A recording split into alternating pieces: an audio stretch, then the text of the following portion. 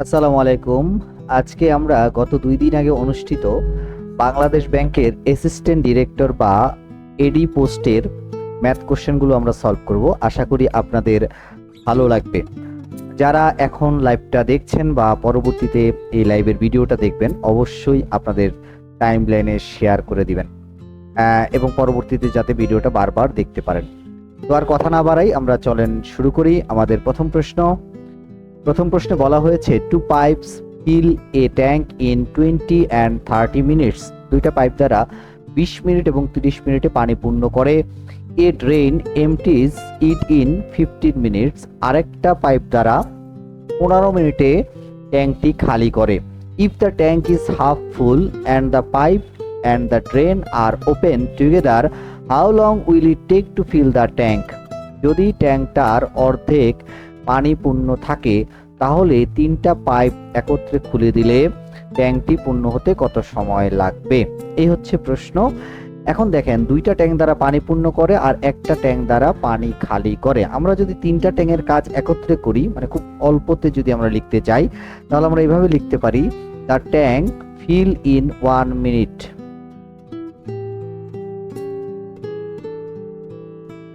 1 minute. তাহলে একটু খেয়াল করেন, 20 মিনিটে যদি পুরো ট্যাঙ্কটা পানি পূর্ণ করে তাহলে 1 মিনিটে পূর্ণ করবে তার 20 ভাগের 1 ভাগ, তার মানে 1/20। ঠিক সেম 30 মিনিটে যদি পানি পূর্ণ করে তাহলে 1 মিনিটে পূর্ণ করবে 1/30। একইরূপ ভাবে যদি 15 মিনিটের ট্যাঙ্কটি খালি করে তাহলে 1 মিনিটে খালি করবে 1/50। দেখেন, 2টা ট্যাঙ্ক দ্বারা পানি পূর্ণ করে তার মানে যোগ, আরেকটা দ্বারা খালি করে তার মানে বিয়োগ। এবার আমরা এদের লসাগু করব। 20, 30 আর 15 লসাগু হচ্ছে 60। তাহলে 20 দ্বারা ভাগ করলে হয় 3, এখানে হচ্ছে 3 আর 1 গুণ দিলে 3 প্লাস 3, 30 দ্বারা ভাগ করলে হয় 2, 60কে 2 আর 1 গুণ করলে 2, আর 15 দ্বারা 60কে ভাগ করলে হয় 4। তাহলে এখানে আমরা লিখতে পারি 4। এবার যদি আমরা এইগুলার সবগুলার ক্যালকুলেশন করি তাহলে 3, 2, 5, 5 থেকে 4 গেলে থাকে 1, তাহলে উপরে 1/60। তাহলে 1/60 এটা হচ্ছে কি আপনারা বলেন 1 মিনিটে পানি পূর্ণ করে, মানে পার্ট 1/60 পার্ট। তাহলে আমরা লিখতে পারি the tank full fill in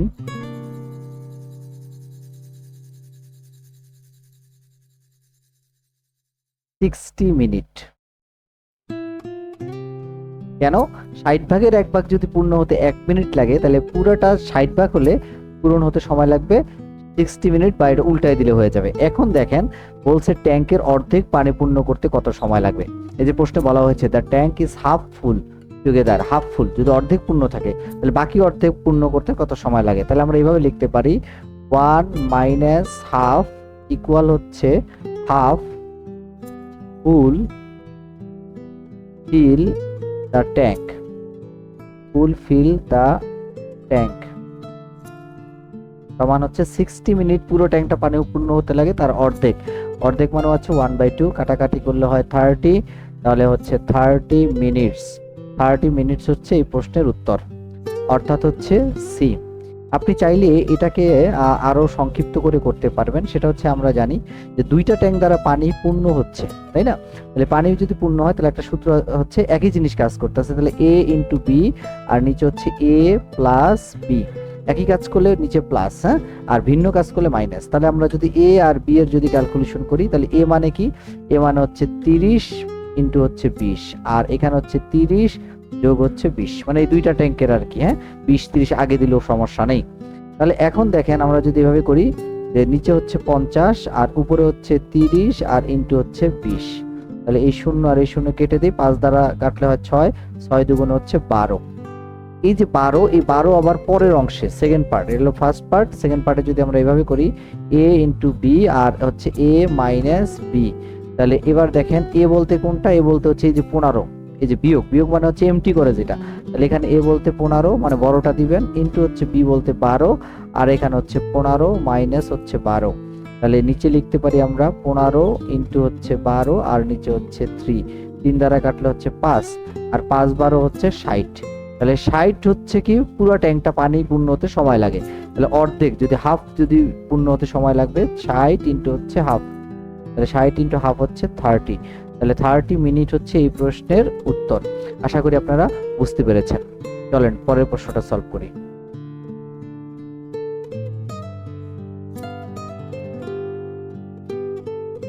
অবশ্যই যারা লাইভটা দেখছেন শেয়ার করে দিবেন। আমরা পরের প্রশ্নটা দেখব। A viral post share count start at 3, each next values equals twice the previous -1, find the fifth term. প্রশ্নে বলা হয়েছে একটা ভাইরাল পোস্টের শেয়ারের 3 থেকে শুরু হয় এবং পরের যে সংখ্যাটা বা টার্মটা বা পদটা সেটা হচ্ছে প্রিভিয়াস যে সংখ্যা বা টার্ম আছে তার দ্বিগুণের থেকে 1 কম। তাহলে পঞ্চম পদটা কত? তার মানে আমরা এইভাবে যদি বলি যে এটা এভাবে লেখা আছে, নেক্সট যে টার্ম, যদি কোনো সংখ্যার নেক্সট টার্ম আমরা বের করতে চাই তাহলে সেটা হবে কি, প্রিভিয়াস যে টার্মটা আছে তার দ্বিগুণ থেকে 1 কম। এটা হচ্ছে বেসিক সূত্র, এটাই প্রশ্নে বলেছে। এখন দেখেন তার প্রথম পদ আমরা যদি এভাবে লিখি, ফার্স্ট টার্ম কত 3, তাহলে সেকেন্ড যে টার্মটা আছে সেকেন্ড টার্মটা হবে যে প্রিভিয়াস মানে প্রথম যে পদটা, প্রথম পদ কত 3, তার দ্বিগুণ থেকে 1 কম। তাহলে 3 দুগুণে 6, 6 থেকে 1 কমলে হয় 5, তার মানে দ্বিগুণ যে দ্বিতীয় পদ 5। এবার যদি আমরা থার্ড টার্ম বের করতে চাই, থার্ড টার্ম মানে হচ্ছে প্রিভিয়াস যে টার্মটা আছে তার দ্বিগুণ থেকে 1 কম। 5 দুগুণে 10, 10 থেকে 1 কমলে হয় 9। ফোর্থ যদি টার্মটা আমরা বের করি তাহলে এটা হচ্ছে 9 ইন্টু হচ্ছে 2 মাইনাস 1, 9 দুগুণে 18, আর তার থেকে 1 বিয়োগ করলে হয় 17 মানে 17। অ্যান্ড লাস্ট ফিফথ টার্মটা হবে 17 ইন্টু 2 মাইনাস 1, 17 দুগুণে 34, 34 থেকে 1 চলে গেলে থাকে 33। তাহলে এই প্রশ্নের উত্তর হচ্ছে এ 33। আপনি চাইলে এই প্রশ্নটা অন্যভাবেও সলভ করতে পারেন, একদম সিঙ্গেল লাইনে, সেটা হচ্ছে 2 two the power n plus 1 দ্বারা। 2 two the power n plus 1, তাহলে n মানে হচ্ছে টার্ম, যতগুলো টার্ম আছে। তাহলে এখানে টার্ম কয়টা, ফিফথ টার্ম মানে পঞ্চম পদটা। তাহলে উপরে হচ্ছে n এর মান 5 প্লাস হচ্ছে 1, তাহলে 2 এর পাওয়ার 5 মানে হচ্ছে 32 প্লাস হচ্ছে 1, তাহলে 32 আর 1 হচ্ছে 33। তাহলে আপনারা এইভাবেও অঙ্কটা করতে পারবেন। আশা করি আপনারা বুঝতে পেরেছেন। অবশ্যই যারা লাইভটা দেখছেন ভালো লাগলে অবশ্যই শেয়ার করে দিবেন, আপনিও দেখতে পারবেন এবং আপনার বন্ধু বান্ধব যাতে সবাই দেখতে পারে। আমরা পরের প্রশ্নটা সলভ করব। 3 নম্বর প্রশ্নটা দেখব। What is the minimum number of plant one should have so that they can be arranged in 12, 15 or 18 rows and also be arranged in equal number of rows and columns? বলছে কতটি সর্বনিম্ন গাছ থাকলে গাছগুলো 12, 15 ও 18 সারিতে সাজানো যাবে এবং সমান সংখ্যক সারি ও কলামেও সাজানো যাবে। ঠিক আছে, তাহলে ব্যাপারটা এরকম হচ্ছে, ধরেন এইখানে করে এইভাবে করে আমরা গাছগুলো এই জায়গাটায় রোপণ করব। তাহলে এই যে রোপণ করব এখানে কখনো এখানে 12টা করে সারি থাকলেও বা কলাম থাকলেও সাজানো যাবে, অথবা 18টা করেও থাকলেও সাজানো যাবে, অথবা 15টা করেও সারি বা কলাম করেও সাজানো যাবে। অ্যান্ড লাস্ট তারা বলছে যদি এটাও না হয় সমান সংখ্যক, মানে এখানে যতগুলো আছে এখানেও ঠিক ততগুলো গাছ লাগালে, সমান সংখ্যক গাছ লাগালে তাদের সাজানো যাবে। এখন বিষয়টা দেখেন, বিষয়টা হলো এখানে যে 12টা করে যদি আমরা এখানে গাছ লাগাই, কলাম সবগুলাতে 12টা করে যদি গাছ লাগাই, দ্যাট মিনস হচ্ছে এই পুরো অংশটাকে 12 দ্বারা ভাগ করা যাবে। একই রূপ 15 দ্বারা ভাগ করা যাবে, একই রূপ যদি 18টা করে লাগাই 18 দ্বারা ভাগ করা যাবে। ঠিক আছে, তাহলে 15, 18 আর হচ্ছে 12 দ্বারা যাদেরকে ভাগ করা যায় সেটা হচ্ছে পুরোটা এদের এলসিএম বা লসাগুর মাধ্যমে বের হয়। আমরা এটা জানি, লসাগুর একদম বেসিক কথা। তাহলে আমাদের প্রথম কাজ হচ্ছে 12, 15 আর 18 লসাগু করব। তাহলে এখানে লিখতে পারি এলসিএম অফ 12, 15 and 18। তাহলে এখান থেকে 12, 15 এবং হচ্ছে 18 এর যদি আমরা লসাগু করি তাহলে 3 দ্বারা ভাগ করব, 3 দ্বারা ভাগ করলে হয় 4, 3 5 15, 3 6 হচ্ছে 18, 2 দ্বারা ভাগ করলে হবে 2 দুগুণে 4, 5 ভিতরে যায় না, 5 নামাই দিব, আর 3 দুগুণে 6।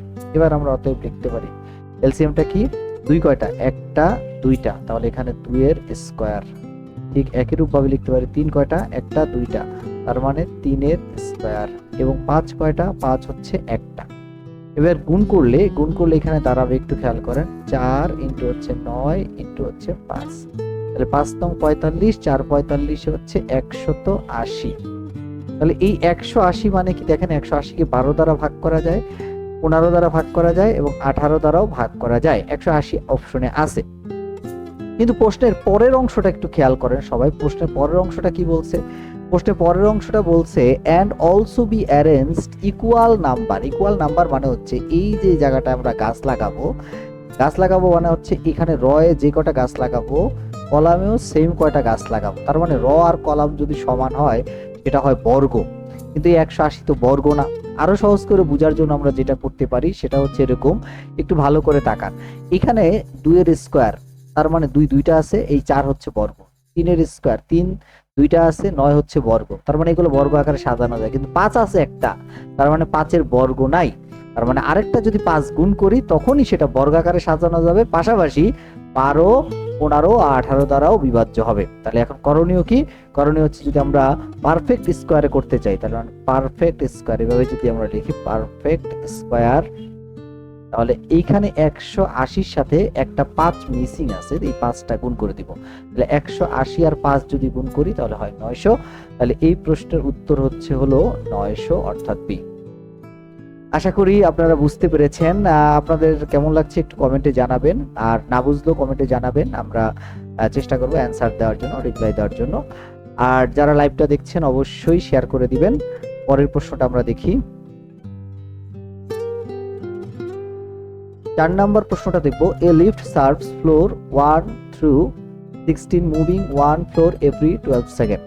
একটা লিফট একতলা থেকে 16 তলা উঠানামা করে এবং প্রতিটি তলায় উঠতে সময় লাগে 12 সেকেন্ড।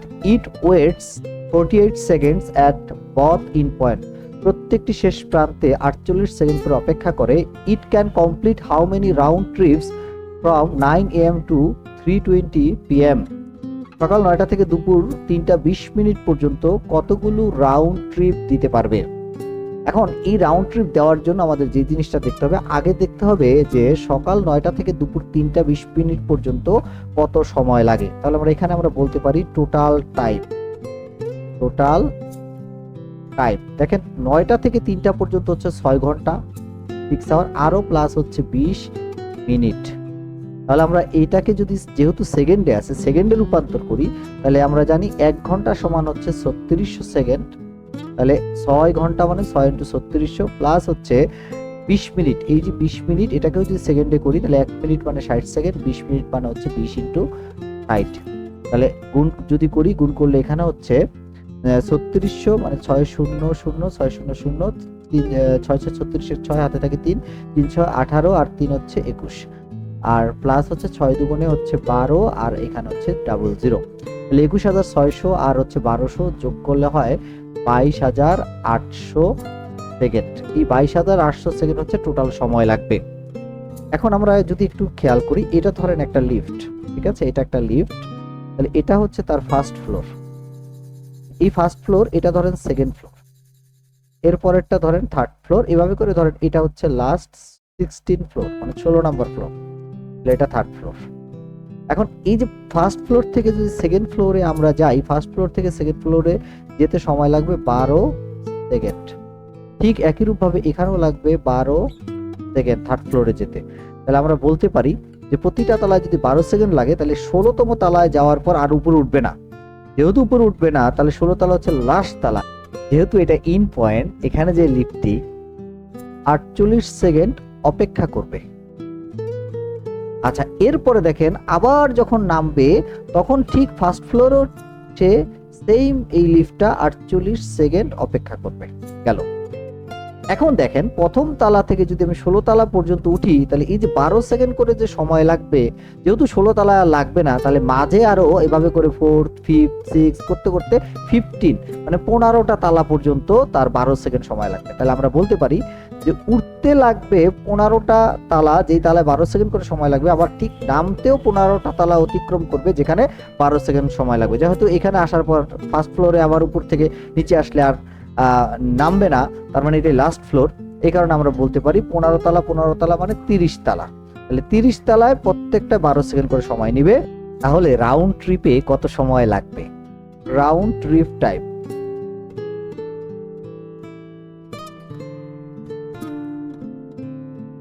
তাহলে একটু খেয়াল করেন, এখানে আমরা পাবো হচ্ছে উঠতে 15 আর নামতে 15, তা 15 দুগুণে 30, তাহলে 30 ইন্টু হচ্ছে 12, তাহলে 30 ইন্টু 12 মানে ওই যে 12 সেকেন্ড করে লাগবে, তার সাথে যোগ হবে ইন পয়েন্টের 48 সেকেন্ড, 48 সেকেন্ড, তাহলে 48 যোগ হচ্ছে 48, ঠিক আছে।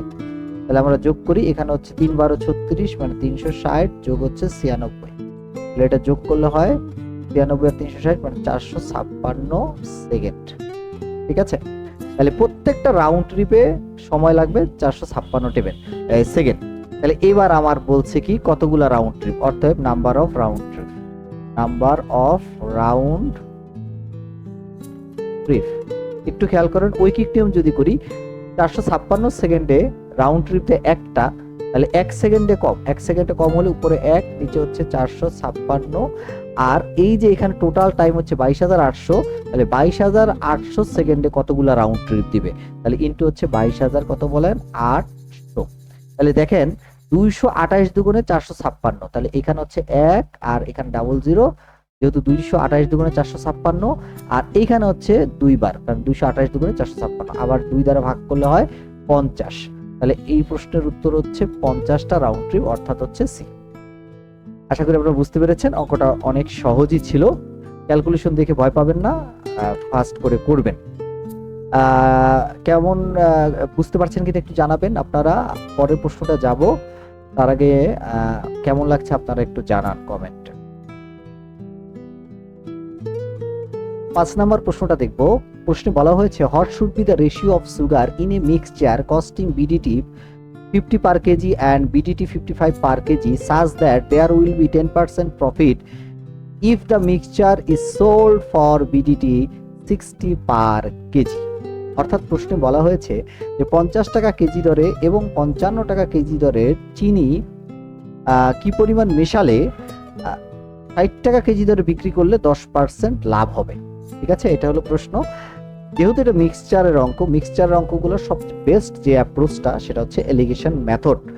এলিগেশন যদি আমরা করতে চাই তাহলে সেক্ষেত্রে আমাদের একই জাতীয় জিনিসগুলো লাগবে, অর্থাৎ এখানে হচ্ছে কস্ট প্রাইস 50 টাকা আর আরেকটা কস্ট প্রাইস হচ্ছে 55 টাকা, কিন্তু এই 60 টাকা হচ্ছে সেল প্রাইস। তাহলে এই যে 60 টাকা সেল প্রাইস, এখান থেকে আমরা কস্ট প্রাইসটা বের করব। তাহলে কস্ট প্রাইসটা যদি বের করতে চাই তাহলে আমরা এখানে লিখবো সিপি মানে কস্ট প্রাইস অফ মিক্সচার। তাহলে এখানে মিক্সচার কত আছে, অর্থাৎ সেল প্রাইস আছে 60, এই যে 60 তার 10% প্রফিট, তাহলে 10% যদি প্রফিট হয় তাহলে সেল হচ্ছে 110%, তাহলে নিচে হচ্ছে 110 আর উপরে হচ্ছে কস্ট প্রাইস হচ্ছে 100% মানে 100। আমরা যদি এটাকে সিম্পলিফাই করি, 0 0 কেটে দেই, 0 0 কাটলে 60 আর 10 গুণ করলে হয় 600 আর নিচে হচ্ছে 11। এটাকে আর দশমিক ভগ্নাংশে নেবেন না, যেভাবে আছে এইভাবে রেখে দিবেন। এবার আমরা যে কাজটা করব সেটা হচ্ছে আমরা হচ্ছে এখন মিক্সচার করব। যদি মিক্সচার করতে চাই তাহলে এখানে প্রথম যে টাকাটা আছে কত 50 টাকা, তারপরে টাকাটা কত 55 টাকা, আর এইখানে এলিগেশন করব হচ্ছে এই যে কস্ট মিক্সচারের যে কস্ট প্রাইসটা, অর্থাৎ মাঝে 600 বাই হচ্ছে 11। এবার আমরা এলিগেশন করব, এলিগেশন মানে হচ্ছে দুইটার বিয়োগফল, অবশ্যই পজিটিভটা হবে, নেগেটিভ হবে না। তাহলে এখানে দেখেন 55 হচ্ছে বড়, তাহলে 55 থেকে আমরা বাদ দিব হলো 600 বাই হচ্ছে 11, আর এই জায়গাটায় আমরা অনুপাত করব হচ্ছে কি 600 বাই 11 বড় 50 থেকে, 600 বাই 11 থেকে বাদ দিব হচ্ছে 50, ঠিক আছে। তাহলে এদের যদি আমরা লসাগু করি, লসাগু হচ্ছে 11, আর 55 আর 11 যদি আমরা গুণ করি তাহলে 55 আর 11 গুণ করলে হচ্ছে 605 আর মাইনাস হচ্ছে 600, আর অনুপাত এখানে আমরা লিখতে পারি 11 ঠিক লসাগু হবে 600 আর মাইনাস হচ্ছে 5 11 55 মানে 550। তাহলে এখান থেকে 11 11 বাদ দিব, বাদ দিলে এই জায়গায় থাকবে হলো 5 আর ইস্টু থাকবে 600 থেকে 550 গুলো থাকবে 50। তাহলে এটাকে যদি আরো সিম্পলিফাই করি তাহলে এটা হবে 1 হচ্ছে 5 10 50, তাহলে 1:10 হচ্ছে এই প্রশ্নের উত্তর। অর্থাৎ এই প্রশ্নের উত্তর হচ্ছে বি, সরি বি না, এই প্রশ্নের উত্তর হচ্ছে 1:10 আছে কোথায়, সি তে, তাহলে সি হচ্ছে এই প্রশ্নের উত্তর। আশা করি আপনারা বুঝতে পেরেছেন, এটা সবচেয়ে বেস্ট অ্যাপ্রোচ, আরো অনেকগুলো অ্যাপ্রোচ আছে বাট আমরা এইভাবেই করব, ঠিক আছে। এটা হচ্ছে এলিগেশন করা। তারপরের প্রশ্নটা আমরা একটু দেখি।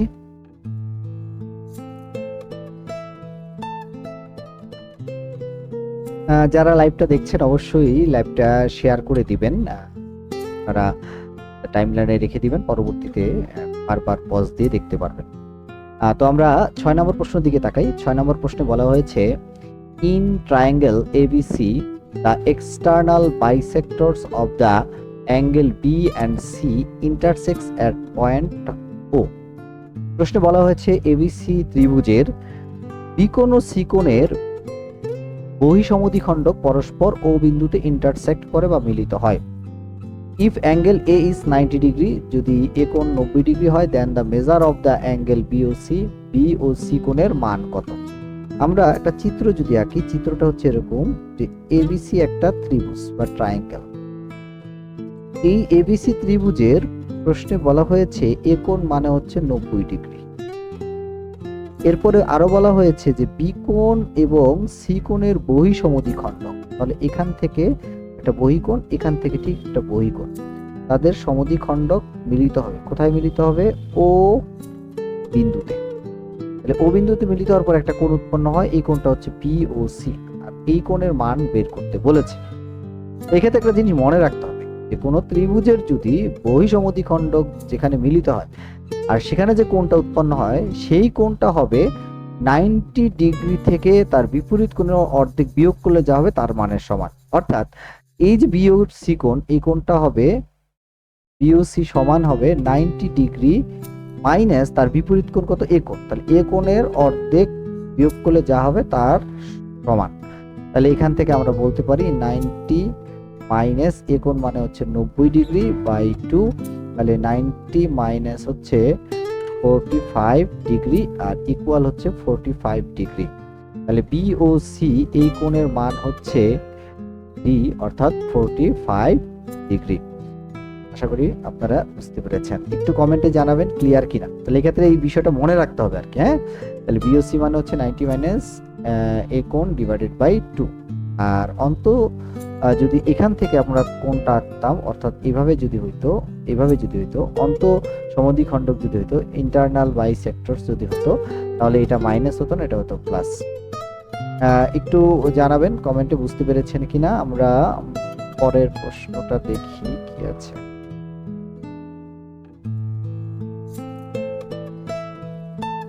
সাত নম্বর প্রশ্নটা দেখবো। 7 নম্বর প্রশ্নটা ভ্যালু ডিটারমিনেশন থেকে এসেছে। প্রশ্নে বলা হয়েছে find the value of √3 + 1 into 10 + √12 into 12 - √2 into 5 - √3, অর্থাৎ এর মানটা বের করতে বলেছে। এখন আসুন প্রশ্নটাকে উঠাই। প্রশ্নে বলা হয়েছে √3 প্লাস হচ্ছে 1 ইন্টু হচ্ছে 10 + √12, তারপরে ইন্টু √12 - 2 ইন্টু 5 - √3। এখন আমরা যেটা করব এটাকে একটু একটু করে সিম্পলিফাই করার চেষ্টা করি। তাহলে এখানে √3 + 1 আর এখানে আছে 10 + √12। এই √12 কে যদি আমরা একটু ভাঙাই তাহলে এখানে বলতে পারি 4 ইন্টু হচ্ছে 3, মানে √4 ইন্টু 3। তারপরে একই রূপভাবে এখানেও লিখতে পারি 12 কে 4 ইন্টু হচ্ছে 3 আর মাইনাস হচ্ছে 2 আর ইন্টু হচ্ছে 5 - √3। তারপরের লাইনটা এখানে যা আছে তাই √3 + 1 আর এখানে আমরা বলতে পারি 10 প্লাস আর এই যে √টা 4 এর উপরও আছে, √3 এর উপরও আছে, তাহলে √4 এর মান হচ্ছে 2 আর এখানে হচ্ছে √3। একই রূপভাবে এখানেও আমরা বলতে পারি যে √4 ইন্টু 3 মানে হচ্ছে 2√3 মাইনাস হচ্ছে 2 আর এই জায়গায় 5 - √3 যা আছে তাই লিখে ফেললাম। এবার আমরা আরেকটা লাইন লিখতে পারি যে √3 প্লাস হচ্ছে 1 আর এইখানে দেখেন আমরা 2 কমন নিতে পারি। তাহলে 2 যদি কমন নেই, তাহলে 2 কমন নিলে থাকে 5 × 2 = 10, 5 প্লাস এখানে 2 কাটাকাটি গেলে থাকে √3। সেম ওয়েতে এখানেও 2 কমন আছে, 2 যদি কমন নেই তাহলে এখানে আমরা বলতে পারি 2 কাটাকাটি গেলে √3 মাইনাস 2 দিয়ে 2 কে ভাগ করলে হয় 1, √3 - 1 আর এখানে যা আছে তাই 5 মাইনাস হচ্ছে √3। এখন আমরা যে কাজটা করব সেটা হচ্ছে এই যে সংখ্যাগুলো, একটা হচ্ছে 2 আর একটা এই যে 2, এই 2 গুণ করে দিব। 2 আর 2 গুণ করলে হয় 4 আর এগুলো একটু সাজায় লিখবো। দেখেন একটু ভালো করে, এখানে আছে 5 + √3 আর এখানে আছে 5 মাইনাস রুট 3, তাহলে 5 যদি হয় a আর রুট 3 যদি হয় b, তাহলে a প্লাস b একই রূপ ভাবে 5 যদি a হয় রুট 3 b হয়, তাহলে 5 মাইনাস মানে 5 মাইনাস 3 মানে হচ্ছে a minus root a minus b, তাহলে a plus b into a minus b আমরা লিখতে পারি, অর্থাৎ 5 প্লাস রুট ওভার 3 ইন্টু বলতে পারি 5 মাইনাস রুট ওভার 3। একই রূপভাবে এখানে আছে দেখেন রুট 3 প্লাস 1 আর রুট 3 মাইনাস 1, এটাকে আমরা a plus b into a minus b সূত্র আকারে লিখতে পারি, রুট 3 প্লাস 1 মানে a প্লাস b ইন্টু হচ্ছে রুট 3 মাইনাস 1 মানে a মাইনাস b। এখন দেখেন এই যে 4 আর a plus b into a minus b এর ফর্মুলা হচ্ছে a স্কয়ার, মানে হচ্ছে 5 এর স্কয়ার মাইনাস হচ্ছে b স্কয়ার, b স্কয়ার মানে হলো রুট ওভার 3 তার স্কয়ার। আর এইখানে আমরা একই রূপভাবে এখানে a plus b into a minus b অর্থাৎ রুট 3 তার স্কয়ার মাইনাস 1 এর স্কয়ার। এর পরের লাইন 4 যা আছে তাই, আর এই জায়গায় দেখেন 5 এর স্কয়ার মানে হচ্ছে 25 আর মাইনাস হচ্ছে root 3 square, square root over কাটাকাটি গেলে থাকে 3 আর ইনটু হচ্ছে স্কয়ার রুট ওভার কাটাকাটি গেলে এখানে হচ্ছে 3 মাইনাস 1 এর স্কয়ার মানে 1, তাহলে এখানে হচ্ছে 4 ইনটু 25 থেকে 3 গেলে থাকে 22 আর ইনটু হচ্ছে 3 এর থেকে 1 গেলে থাকে 2, তাহলে 22 আর 4 মানে হচ্ছে 4 22 88, 88 আর 2 গুণ করলে হয় 176। তাহলে এই প্রশ্নের উত্তর হচ্ছে বি মানে হচ্ছে 176। আপনারা বুঝতে পারছেন কিনা একটু জানাবেন, ঠিক আছে? একটু জানাবেন, কমেন্ট করে একটু জানাবেন। আমি কমেন্টের উত্তরগুলা দিচ্ছি না যেহেতু অনেক সময় লাগবে। আর একটা কথা বলি, আজকে গতকালকে আমরা গত পরশুদিন যে প্রশ্নটা পরীক্ষাটা হয়েছে এখানে প্রায় অলমোস্ট 40টার মতো ম্যাথ এবং অ্যানালিটিক্যাল অ্যাবিলিটি সব প্রশ্ন এসেছে, 40টার মতো আমি দেখলাম। তাহলে এখানে আমরা 3টা ভাগ করেছি, একটা ভাগে আমরা 2টা ভাগে আমরা ম্যাথগুলো সলভ করব, অর্থাৎ আজকে অর্ধেক ম্যাথ সলভ করব, কালকে আবার অর্ধেক ম্যাথ একটানা হবে, এর পরের দিন আমরা অ্যানালিটিক্যাল অ্যাবিলিটিটা সলভ করব ইনশাআল্লাহ, ঠিক আছে? একসাথে তাই আমরা 3টাইতে সলভ করব, আশা করি আপনাদের কঠিন লাগবে না। একটু জানায়েন হ্যাঁ কোনো সমস্যা হচ্ছে কিনা। পরের প্রশ্ন 8 নম্বর প্রশ্নটা জ্যামিতি থেকে এসেছে, দেখি প্রশ্নটা। প্রশ্ন বলা হয়েছে circle is inscribed in a right triangle whose legs measure 9 and 12, find the radius of the circle.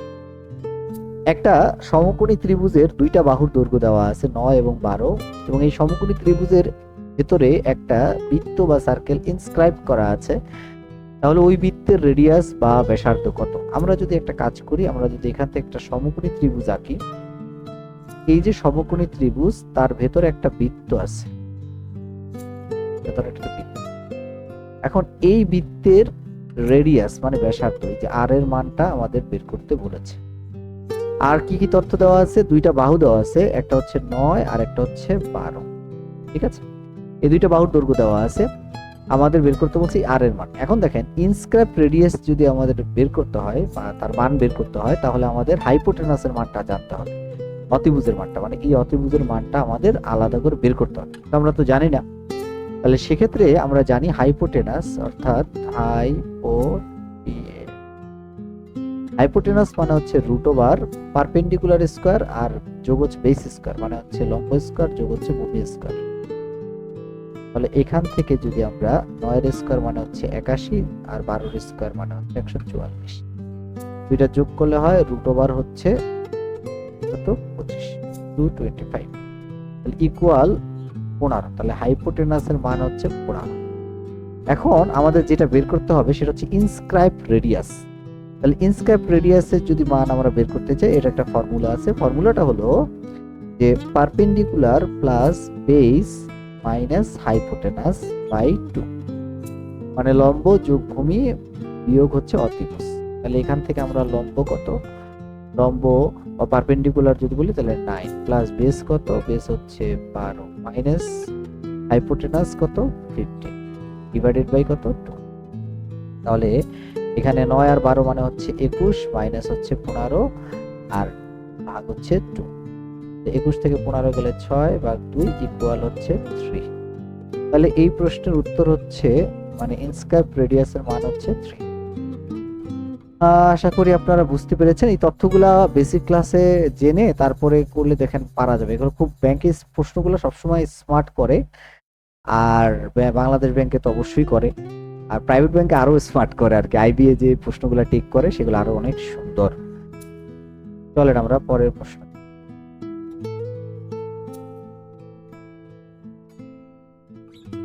9 নম্বর প্রশ্নটা দেখবো। 9 নম্বর জিওমেট্রিক প্রোগ্রেশন থেকে আসছে, অর্থাৎ গুণোত্তর ধারা থেকে। চলেন প্রশ্নটা দেখি। In a geometric progression the third term is 12 and sixth term is 96, find the some of the first 8 term. প্রশ্নে বলা হচ্ছে একটা গুণোত্তর প্রোগ্রেশনের তৃতীয় পদ 12 এবং ষষ্ঠ পদ হচ্ছে 96 হলে প্রথম 8টি পদের সমষ্টি কত। দেখেন, সমষ্টি বের করতে হলে আমাদের দুইটা মান আগে জানতে হবে, সেটা হচ্ছে এর মান মানে প্রথম পদের মান, আর একটা হচ্ছে সাধারণ অনুপাত বা আর এর মান। তাহলে এই এর মান আর আর এর মান বের করার জন্য আমাদের এখানে যে তথ্যটা আছে এই তথ্যের দিকে তাকাতে হবে। এখানে প্রথম যে তথ্য দেওয়া আছে থার্ড টার্ম মানে আমরা বলতে পারি এ আর টু দি পাওয়ার 2 ইকুয়াল হচ্ছে 12, এটাকে আমরা বলতে পারি ইকুয়েশন নাম্বার 1। এরপরের তথ্যটা দেওয়া আছে সিক্স টার্ম মানে হচ্ছে এ আর টু দি পাওয়ার 5 ইকুয়াল হচ্ছে 96, এটাকে বলতে পারি 2 নং সমীকরণ। এখন আমরা এই 2 নং আর 1 নং ভাগ করে আমরা অটোমেটিক্যালি এই দুইটার মান পেয়ে যাব। তাহলে এখান থেকে আমরা লিখতে পারি we get equation number 2 divided by হচ্ছে 1। তাহলে ইকুয়েশন নাম্বার 2 এবং 1 এর ভাগ করলেই আমরা পেয়ে যাব। তাহলে এখান থেকে আছে ইকুয়েশন নাম্বার 2 আছে a to a r to the power 5 divided by a r square, আর এখানে আমরা পাবো 96 ডিভাইডেড বাই হচ্ছে 12। তাহলে a কাটাকাটি গেলে এখানে আছে আর 5টা, এখানে 2টা ভাগ করলে হয় আর কিউব, আর এটাকে ভাগ করলে হয় 8 12 96। ঠিক আছে, তাহলে এখানে আর কিউব সমান হচ্ছে 2 এর কিউব। তাহলে অতএব আমরা বলতে পারি আর সমান হচ্ছে 2। এই যে আর সমান 2 মানে আর এর মান পেয়ে গেছি। এখন আর এর মানটা আমরা বসাবো হচ্ছে ইকুয়েশন নাম্বার হচ্ছে 1 বা 2 যে কোনো একটা বসাইলে হবে। তাহলে আমরা এখানে আর এর মানটা বসাবো। হ্যাঁ, তাহলে আর এর মানটা যদি আমরা বসাই তাহলে আমরা এখানে লিখতে পারি putting the value of R in equation number 1 এই দিয়ে। হ্যাঁ, তাহলে ইন ইকুয়েশন নাম্বার 1, তাহলে ইকুয়েশন নাম্বার 1 এ কি আছে? ইকুয়েশন নাম্বার 1 এ আছে হলো এ আর এর মান হচ্ছে 2 তার স্কয়ার আর ইকুয়াল হচ্ছে 12। তাহলে এখানে এর মানটা আমরা পেয়ে যাব, এর মান হচ্ছে 12 ডিভাইডেড বাই হচ্ছে 2 দুগুণে 4, এই গুণ আছে ভাগ হয়ে যাবে আর কি। তাহলে এর ভ্যালু হচ্ছে 3। এখন আমরা লিখবো সাম মানে হচ্ছে সমষ্টি। আমাদের এখন যেটা বের করতে বলছে সেটা হচ্ছে সমষ্টি। তাহলে সাম যদি আমরা বের করতে চাই, সামের সূত্রটা হচ্ছে যেহেতু আর এর মানটা হচ্ছে 1 এর থেকে বড়, তাহলে সামের সূত্রটা এরকম হবে এ আর আগে আসবে r to the power n minus 1 divided by r minus 1।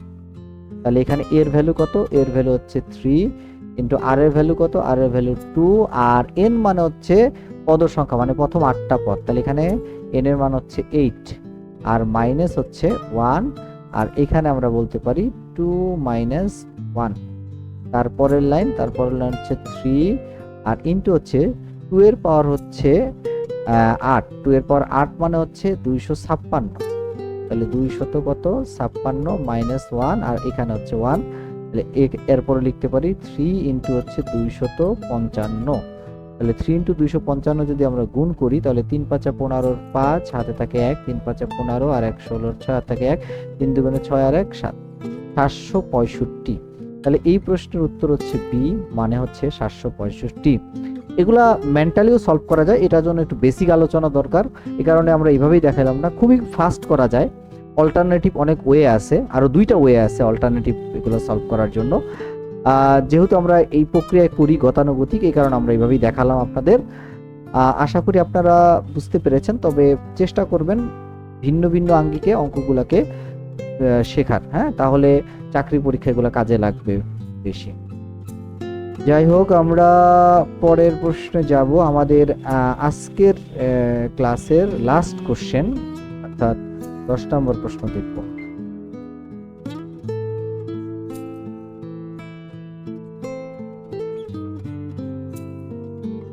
শেষ অঙ্ক। The present age of father and his son are in ratio 7:3. 5 years ago the ratio was 6:1. Find the sum of their present age. পিতা ও পুত্রের বর্তমান বয়সের অনুপাত হচ্ছে 7:2 এবং 5 বছর আগে তাদের অনুপাত ছিল 6:1। তাহলে তাদের বর্তমান বয়সের সমষ্টি কত? এটা প্রশ্ন। তাহলে আমরা প্রথমে গতানুগতিক যেভাবে আমরা করি সেভাবে করব। আমরা দুইভাবে দেখাবো আজকে, যেহেতু অন্যগুলো একভাবে দেখাইছি একটা ওয়েতে, এটা লাস্ট অঙ্ক যেহেতু দুইভাবেই দেখাবো। চলেন আমরা যেভাবে করি অঙ্কটা সেটাই আগে দেখাই, তারপরে স্মার্টলি কিভাবে ডিল করা যায় সেটা দেখবো। তাহলে বর্তমান বয়স হচ্ছে 7:2, তাহলে আমরা ধরে নিব let the present age of father and father. Father আমরা যদি ধরি সমান হচ্ছে 7x অ্যান্ড সান হচ্ছে 2x according to the question. প্রশ্ন মতে বলেছে 5 বছর আগে, তাহলে এদের বর্তমান বয়স হচ্ছে 7x আর 2x। তাহলে পিতার থেকে 5 বছর আমরা বাদ দিব, যেহেতু আগে মানে কমবে, আর অনুপাত মানে ভগ্নাংশ বা ভাগ, তাহলে ভাগ হচ্ছে পুত্রের বয়স কত 2x বর্তমান, তার থেকে বাদ দিব 5 বছর। তাহলে এটা হয়ে গেল 5 বছর পূর্বের বয়সের অনুপাত। এদের এই বয়সের অনুপাত প্রশ্নে দেওয়া আছে 6:1, তাহলে উপরে 6 নিচে হচ্ছে 1। এবার এটাকে আমরা একটু আড়াআড়ি গুণ করি। আড়াআড়ি গুণ করলে এখানে হবে 6 দুগুণে হচ্ছে 12x আর 5 6 হচ্ছে -30, আর 1 এর সাথে যদি গুণ দিই তাহলে 1 আর 7x দিলে 7x মাইনাস 5 আর 1 দিলে 5। x গুলো একত্রে করি তাহলে 12x মাইনাস হচ্ছে 7x, আর এখানে সংখ্যাগুলো একত্রে করি তাহলে -5, আর এই মাইনাসটা প্লাস হয়ে যাবে 30। তাহলে এখান থেকে দেখেন 12x থেকে যদি 7x চলে যায় তাহলে থাকে হচ্ছে 5x, তাহলে 5x সমান হচ্ছে +30 থেকে -5 গেলে থাকে +25। তাহলে অতএব বলতে পারি x সমান হচ্ছে 5, 5 5 25, মানে 5 দ্বারা উভয় পক্ষকে ভাগ দিলাম। এখন যেটা আমরা বের করব সেটা হলো যে সাম অফ প্রেজেন্ট এজ, তাদের বর্তমান বয়সের সমষ্টি কত, তাই না? তাহলে আমরা এখান থেকে যে কাজটা করি যে সাম মানে কি, এই যে পিতার বর্তমান বয়স 7x, তাহলে 7x প্লাস পুত্রের বর্তমান বয়স 2x ইকুয়াল হচ্ছে 9x। তাহলে এখন দেখেন এই যে 9 ইন্টু x এর ভ্যালু পেয়েছি 5, তাহলে 5 নং হচ্ছে 45, তাহলে 45 বছর হচ্ছে তাদের বয়স। অর্থাৎ এই প্রশ্নের উত্তর হচ্ছে এ 45 বছর। আপনারা আশা করি এটা বুঝতে পেরেছেন। আমরা পরের নিয়মটা নিয়ে কথা বলবো।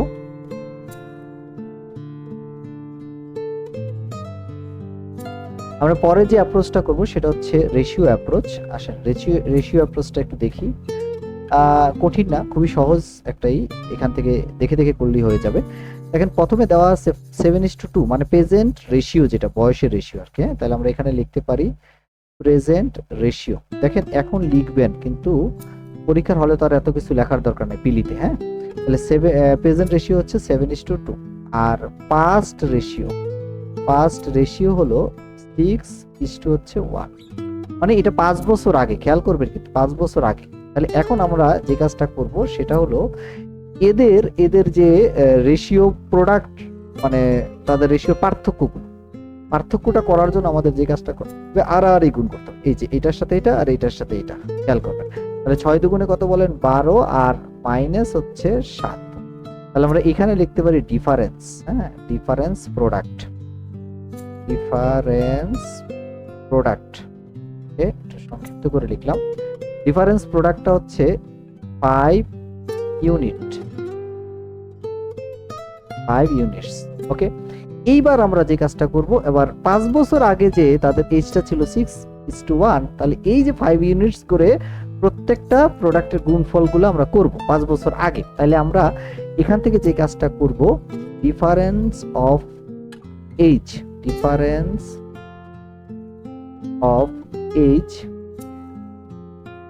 5 ইয়ার্স, মানে 5 বছর আগে কি সেটা 6 ইন্টু কত ইউনিট হচ্ছে 5 মাইনাস 1, মানে আরেকটা হচ্ছে 1 ছেলে, তাহলে ইন্টু হচ্ছে 5। তাহলে আমরা এখান থেকে বলতে পারি 5 6 30 মাইনাস হচ্ছে 5 ইকুয়াল হচ্ছে 25 ইয়ার্স, তাদের বয়সের পার্থক্য।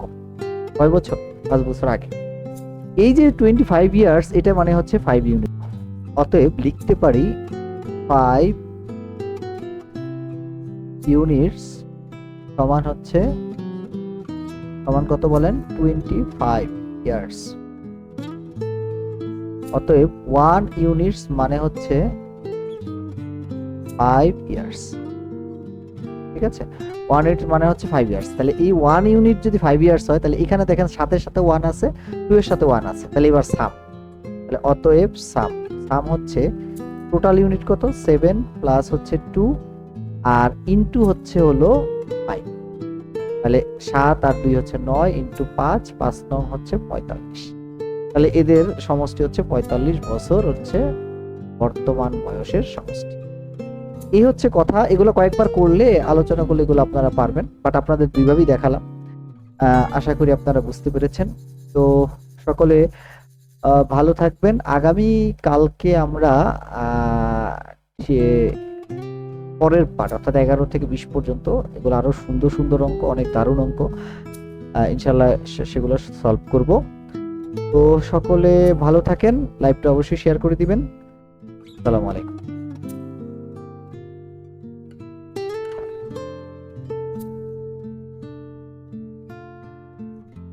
আসসালামু আলাইকুম। গত 2 দিন আগে অনুষ্ঠিত বাংলাদেশ ব্যাংকের অ্যাসিস্ট্যান্ট ডিরেক্টর বা এডি পোস্টের পরীক্ষা অনুষ্ঠিত হয়। গতকালকে আমরা তার ম্যাথ কোশ্চেনের ফার্স্ট পার্ট আলোচনা করেছি বা সলভ করেছি। আজকে তার সেকেন্ড পার্ট নিয়ে আলোচনা করব। তার আগে আপনারা যারা লাইভটা দেখছেন বা পরবর্তীতে ভিডিওটা দেখবেন, অবশ্যই শেয়ার করে আপনাদের টাইম লাইনে রেখে দিবেন। সেক্ষেত্রে আপনি বারবার দেখার সুযোগ পাবেন এবং অন্যরাও যাতে দেখতে পায় আর আমরাও উৎসাহিত বোধ করি। তো আর কথা বাড়াবো না। যদি কোনো কোশ্চেন না বুঝেন আমাকে কমেন্টে জানাবেন। কমেন্ট বেশি পড়ার সুযোগ পাবো না, কারণ অনেকে যেহেতু পরবর্তীতে ভিডিওটা দেখবে, যাতে ধৈর্যচ্যুতি না ঘটে। এই কারণে আপনারা পরবর্তীতে যারা ভিডিও দেখবেন, কোনো সমস্যা হলে বা লাইভে যারা থাকবেন তারাও কমেন্টে জানাবেন। ঠিক আছে, তো শুরু করি আমাদের প্রথম প্রশ্ন। প্রশ্নে বলা হয়েছে, how many positive divisor of 7200 are perfect squares. 7200 এর কতগুলো ধনাত্মক ভাজক বের করা যাবে যেগুলো পূর্ণ বর্গ হবে, মানে পারফেক্ট স্কোয়ার হবে। তাহলে সেক্ষেত্রে আমরা যে কাজটা করব, যে প্রথম হচ্ছে এই যে 7200 তার ফ্যাক্টরাইজেশন বা উৎপাদক করব এবং আমরা চেষ্টা করব সবগুলাকে পারফেক্ট স্কোয়ারে রাখতে। হ্যাঁ, ভাজকগুলো পারফেক্ট স্কোয়ারে রাখতে।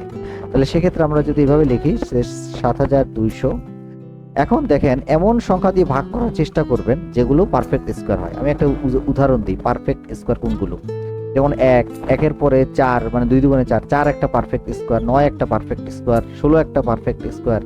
তাহলে এরকম যদি হয়, তাহলে সেক্ষেত্রে আমরা এই যে 7200 তাকে আমরা 9 দ্বারা ভাগ করতে পারি। তাহলে 9 দ্বারা যদি ভাগ করি, 8 নং হচ্ছে 72 আর 00। এরপরে দেখেন এই যে 8কে 4 দ্বারা ভাগ করা যায়, 4ও পারফেক্ট স্কোয়ার, তো 4 দুগুণে হচ্ছে 8 আর 00। তারপরে দেখেন আবার এই যে 200কে 4 দ্বারা ভাগ করা যায়, 4 দ্বারা ভাগ করলে হবে 4 5 20 আর এখানে হচ্ছে 0। তারপরে 50কে 25 দ্বারা ভাগ করা যায়, 25 হচ্ছে পারফেক্ট স্কোয়ার, তাহলে 25 দুগুণে 50 আর 2 তো পারফেক্ট স্কোয়ার না, রেখে দিলাম। ওকে, এখন আমরা যে কাজটা করব সেটা হচ্ছে এখানে যা যা হয়েছে উৎপাদকগুলো বা ফ্যাক্টরাইজেশন গুলো গুণ দিব। তাহলে 9, তারপর আমরা বলতে পারি 4-এর স্কোয়ার, 4 মানে 2টা, 4-এর স্কোয়ার, আর এখানে হচ্ছে 25 আর ইনটু হচ্ছে 2। এখন আমাদের করণীয় হচ্ছে এদের পাওয়ারগুলো বা এক্সপোনেন্টগুলো নিব। তাহলে 9-এর পাওয়ার হচ্ছে 1, 4-এর পাওয়ার হচ্ছে 2, 25-এর পাওয়ার হচ্ছে 1 আর 2-এর পাওয়ার হচ্ছে 1। আপনি যেটা খেয়াল করবেন সেটা খুব গুরুত্বপূর্ণ। সেটা কি, যে যেগুলার পারফেক্ট স্কোয়ার আছে বা বর্গ সংখ্যা আছে, পূর্ণ বর্গ আছে, তার যে এক্সপোনেন্ট বা পাওয়ারগুলো আছে, মূলত সেটা নিয়ে কাজ করব। তাহলে আমরা এখানে যে কাজটা লিখবো সেটা হচ্ছে number of divisor, positive divisor, অবশ্যই ডিভিজর।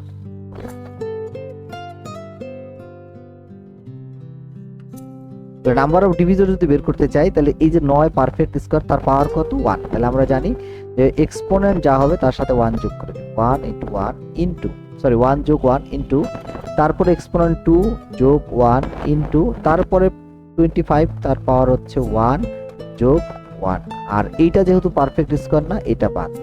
ওকে, তাহলে এখন আসেন 1 আর 1 যোগ করলে 2 ইনটু 2 আর 1 যোগ করলে 3 ইনটু 1 আর 1 যোগ করলে 2। তাহলে এখানে কত, 3 দুগুণে 6, 6 দুগুণে হচ্ছে 12। তাহলে এই প্রশ্নের উত্তর হচ্ছে 12, অর্থাৎ হচ্ছে সি। আপনারা বুঝতে পেরেছেন কিনা আমাকে একটু কমেন্টে জানান যে আপনারা ক্লিয়ার কিনা। ঠিক আছে, একটু কমেন্টে জানান। ওকে, আপনারা জানান, আমি ইনশাআল্লাহ পরবর্তীতে কমেন্ট দেখে এগুলো রিপ্লাই দেওয়ার চেষ্টা করব। আমরা নেক্সট প্রশ্নটা একটু দেখি।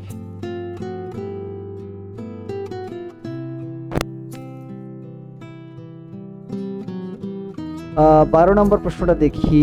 প্রশ্নে বলা হয়েছে for x greater than 0 what is the minimum value of x plus 16/x। x এর ভ্যালুটা যদি 0 থেকে বড় হয় তবে x প্লাস 16/x এর সর্বনিম্ন মান কত হবে? প্রশ্নটা আমরা দুইভাবে করতে পারি। একভাবে হচ্ছে আমাদের একটা বিষয় জানতে হবে, সেটা কি? আমরা জানি যে অ্যারিথমেটিক মিন বা সামান্তরিক গড় সবসময় জিওমেট্রিক মিন বা গুণোত্তর গড় থেকে বড় বা সমান হয়। এই তথ্যটা আপনাদের আগে জানতে হবে, যদি না জানেন তাহলে কঠিন হয়ে যাবে। আচ্ছা, এখন আসেন তাহলে আমরা অ্যারিথমেটিক মিন যদি বড় হয় তাহলে অ্যারিথমেটিক মিন মানে হচ্ছে সামান্তরিক গড়। সেটা কিভাবে? প্রথমত হচ্ছে যে দুইটা সংখ্যা আছে, একটা হচ্ছে x আর একটা হচ্ছে 16/x, তাদের যোগফলকে 2 দ্বারা ভাগ, তাহলে x plus 16/x divided by হচ্ছে 2 গ্রেটার দ্যান ইকুয়াল জিওমেট্রিক গড় হচ্ছে √ দুইটা সংখ্যার গুণফল, তাহলে একটা হচ্ছে x আর একটা হচ্ছে 16/x, তাহলে ax আর ax কাটাকাটি। আর এখানে আমরা লিখতে পারি হচ্ছে x plus 16/x divided by 2 greater than equal এখানে হচ্ছে √ 16। তারপরের লাইন আমরা লিখতে পারি যে x plus 16/x greater than equal এটা √4 আর এই দুইটা গুণ হয়, ঠিক আছে? তারপরের লাইনটা আমরা যদি লিখি তাহলে x plus 16/x greater than equal 4 দুগুণে 8। তাহলে আপনারা একটা জিনিস খেয়াল করেন যে x প্লাস 16/x এদের যোগফল 8 এর থেকে বড় বা সমান, তার মানে 8 হচ্ছে সর্বনিম্ন মান, এরপর যা যাবে সেগুলো হচ্ছে কি বলেন বড়। এই কারণে x প্লাস 16/x এর ভ্যালু হচ্ছে b মানে হচ্ছে 8। আপনারা চাইলে এটাকে আরেকভাবে করতে পারেন, সেটা কিরকম একটু খেয়াল করেন। এখানে একটা সংখ্যা কত বলেন x, আরেকটা সংখ্যা কত বলেন 16/x। এখন আমরা যদি এদের গুণ করি, গুণ করলে কত হবে x ইন্টু 16/x, মানে এই দুইটা সংখ্যার গুণফল, তাহলে x x কাটাকাটি গেলে হচ্ছে 16। এখন এই যে 16, এই 16 কে এমন ভাবে ভাঙাবেন যাতে দুইটা সমান সংখ্যা হয়, মানে এই x এর ভ্যালু আর 16/x এর ভ্যালু দুইটারই সমান মান হয়। তাহলে আমরা যদি এখান থেকে দুইটা সংখ্যা বের করতে চাই তাহলে আমরা বলতে পারি 4 ইন্টু হচ্ছে 4, 4 4 16। কেন দুইটা সমান সংখ্যা করব? কারণ দুইটা সমান সংখ্যার যোগফলই কেবল মিনিমাম ভ্যালু হয়। তাহলে এখানে দেখেন দুইটা সমান সংখ্যা কত, একটা হচ্ছে 4 একটা হচ্ছে 4, তাহলে এখান থেকে আমরা বলতে পারি মিনিমাম ভ্যালু হচ্ছে 4 প্লাস 4 ইকুয়াল হচ্ছে 8। তাহলে এই 8টাই হচ্ছে কি বলেন তো মিনিমাম ভ্যালু। এই হচ্ছে উত্তর। আশা করি আপনারা বুঝতে পেরেছেন। দুইভাবেই দেখালাম। যারা লাইভটা এখন জয়েন করেছেন শেয়ার করে দিবেন। আমরা বাংলাদেশ ব্যাংকের অ্যাসিস্ট্যান্ট ডিরেক্টর বা সহকারী পরিচালকের প্রশ্ন সলভ করছি, যেটা 2 দিন আগে অনুষ্ঠিত হয়েছে। তো সামনে আগাবো, আমরা দেখি কি আছে।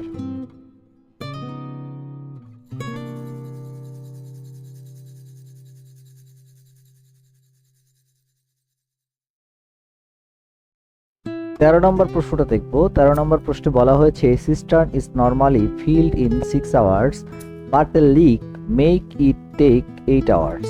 প্রশ্নে বলা হচ্ছে একটা চৌবাচ্চা 6 ঘন্টা পানি পূর্ণ করে, কিন্তু লিক থাকায় পানি পূর্ণ হতে 8 ঘন্টা সময় লাগে। How long would the leak alone take to empty a full cistern. পানি পূর্ণ চৌবাচ্চাটি খালি করতে কত সময় লাগবে? একটা চিত্র আঁকাই তাহলে বুঝতে পারবেন আরো।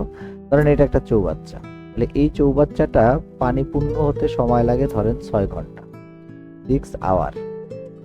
তাহলে 6 ঘন্টা পুরো চৌবাচ্চাটা পানি পূর্ণ হয়, কিন্তু যদি এইখানে একটা লিক থাকতো, মানে পানি বের হয়ে যেত, টুকটুক করে পানি বের হয়ে যেত, তাহলে সময় লাগতো হচ্ছে 8 আওয়ার। ঠিক আছে, কারণ পানি বের হলে তো পানির প্রবাহ কমে যাবে। এখন প্রশ্নে বলা হয়েছে যে পুরো চৌবাচ্চাটা পানি পূর্ণ আছে, এইভাবে করে পানি পূর্ণ আছে, তাহলে খালি হতে এই লিক দ্বারা, ধরেন আমি পানি আর পূর্ণ করব না, এখানে অফ করে দিব, অফ করে দিলে পানি তো পূর্ণ আছে, তাহলে খালি হতে টোটাল কত সময় লাগবে, এটা হলো প্রশ্ন। তার মানে আপনার পরিপূর্ণ চৌবাচ্চাটা তো আগে ভরতে হবে। এখন পানি যদি ভরতে চান তাহলে তো যেহেতু সময় কম লাগে, তার মানে পানিটা বেশি ভরে। আর যতটুকু ভরে ততটুকু পরিমাণ যদি খালি করি 1 ঘন্টায়, তাহলেই তো আস্তে আস্তে খালি হয়ে যাবে। এটা হচ্ছে কনসেপ্ট। এখন এইটাকে আমরা যদি লিখি যে 1 ঘন্টায় পানি কতটুকু খালি করে, আমরা সেটা যদি বের করতে চাই তাহলে এইভাবে লিখতে পারি, লিক এমটি পার আওয়ার। তাহলে একটু খেয়াল করেন, 1 ঘন্টায় পানি পূর্ণ করে 1/6।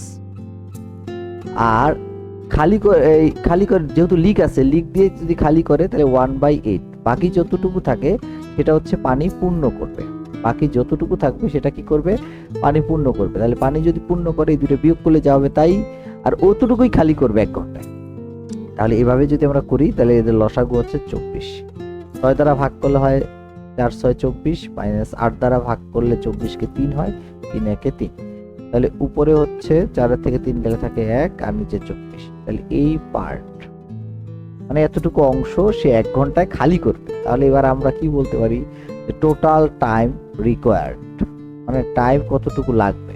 ঠিক আছে, তাহলে আমরা জানি ভগ্নাংশ যা হবে তার উল্টায় দিলে সেটা হচ্ছে টাইম লাগবে।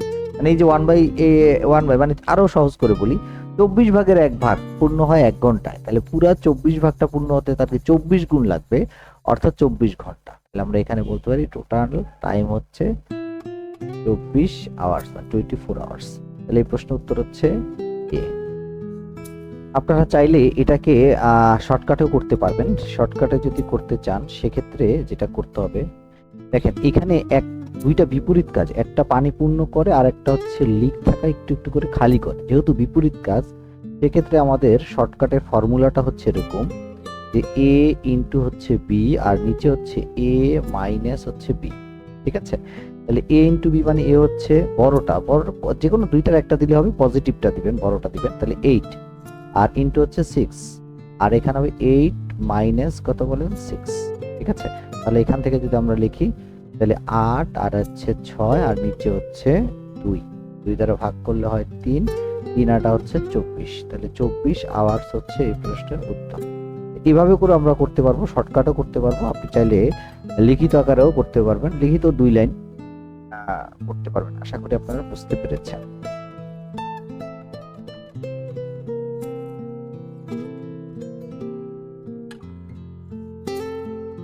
নম্বর প্রশ্নটা দেখবো, Nafis watch gain 4 minute per hour. নাফিসের ঘড়ি প্রতি ঘন্টা 4 মিনিট বেশি দেখায়। It was correct at 2 PM yesterday. গতকাল দুপুর 2টায় সঠিক সময় দেখিয়েছিল। When it display 6 AM today, what is the accurate time? আজকে ঘড়িতে সকাল 6টা দেখালে অ্যাকুরেট টাইম কত বা সঠিক সময় কত? এটা হচ্ছে প্রশ্ন। হ্যাঁ, তাহলে এখানে দুইটা বিষয় দেখেন। একটা বিষয় হলো যে নাফিসের ঘড়ি যে 60 মিনিট হলে নাফিসের ঘড়িটা দেখায় 64 মিনিট। 1 ঘন্টা মানে 60 মিনিট, কিন্তু নাফিসের ঘড়ি 1 ঘন্টা মানে 64 মিনিট। আর আরেকটা তথ্য হলো দুপুর 2টা থেকে সকাল 6টা পর্যন্ত, এই সময়টা দুপুর 2টায় সঠিক সময় দেখিয়েছিল, আর সকাল 6টায় যে সঠিক সময়টা আসলে কি 6টা বাজে কিনা এটি বের করতে বলছে। ঠিক আছে, তাহলে আমরা একটা কাজ করি, এখান থেকে প্রথম যে তথ্যটা আছে যে এই যে 2 PM আর থেকে 6 AM পর্যন্ত টোটাল ওয়াচ টাইম কত, তাহলে এখানে লিখতে পারি watch time from 2 PM to 6 AM। তাহলে একটু খেয়াল করেন, দুপুর 2টা থেকে 6টা পর্যন্ত ওয়াচ টাইম হচ্ছে মোট 16 ঘন্টা। কিভাবে? দুপুর 2টা থেকে 2টা পর্যন্ত হচ্ছে 12 ঘন্টা, আর 2টা থেকে 6টা পর্যন্ত হচ্ছে 4 ঘন্টা, 12 আর 4 16 ঘন্টা পেলাম। আমরা এটাকে রেশিও অ্যাপ্রোচে করলে সবচেয়ে সহজ হয়ে যাবে আপনাদের, রেশিও অ্যাপ্রোচে করলে। তাহলে রেশিও অ্যাপ্রোচে যদি করতে চাই তাহলে আমরা এভাবে লিখতে পারি, প্রথমে ওয়াচ টাইম ইজ টু হচ্ছে real time equal watch hour is to হচ্ছে রিয়েল আওয়ার। ওকে, তাহলে ওয়াচ টাইম কত? ওয়াচ টাইম হচ্ছে যে 64 মিনিটে, খেয়াল করবেন কিন্তু 64 মিনিটে দেখাবে হচ্ছে 1 ঘন্টা, তাহলে এখানে হচ্ছে ওয়াচ টাইম হচ্ছে 64 মিনিট মানে 1 ঘন্টা, আর রিয়েল আওয়ার হচ্ছে 60 মিনিট 1 ঘন্টা। আবার ইকুয়াল ওয়াচ আওয়ার কত, ওয়াচ আওয়ার হচ্ছিল 16 ঘন্টা, এখানে 16 ঘন্টা, আর রিয়েল আওয়ার কত এটা আমরা জানি না, ধরে নিলাম এক্স। এখন এটাকে সিম্পলিফাই করলে হয়ে যাবে, উপরে হচ্ছে 64 আর নিচে হচ্ছে 60, আর ইকুয়াল লিখবো উপরে হচ্ছে 16 বা 16, নিচে হচ্ছে এক্স। তাহলে এখন এক্সটা রেখে দিব, তাহলে এক্সটা রেখে দিলে সংখ্যাগুলো এই পাশে নিয়ে আসি আর এক্সটা এই পাশে নিয়ে আসি, তাহলে এক্স এখানে চলে আসবে, মানে আর গুণ করলে আর 60-এর সাথে 16 গুণ হয়ে যাবে, তাহলে 16 ইন্টু হচ্ছে 60 আর নিচে আসবে 64। 16 দ্বারা 64কে ভাগ করলে হয় 4 16 64, 4 দ্বারা 60কে ভাগ করলে হয় 4 15 60। তাহলে আমরা এখানে বলতে পারি এক্স সমান হচ্ছে, এক্স সমান কত, 15 আওয়ার্স। এই যে 15 আওয়ার্স এটা হচ্ছে রিয়েল টাইম, মানে অ্যাকচুয়ালি যে 15 ঘন্টা আপনার হচ্ছে 2 PM থেকে বাড়ছে। তাহলে আমাদের এখন যে কাজটা করতে হবে অ্যাকুরেট টাইম বের করতে, তাহলে অ্যাকুরেট টাইম, অ্যাকুরেট টাইমটা কি, 2 PM প্লাস 15 আওয়ার্স।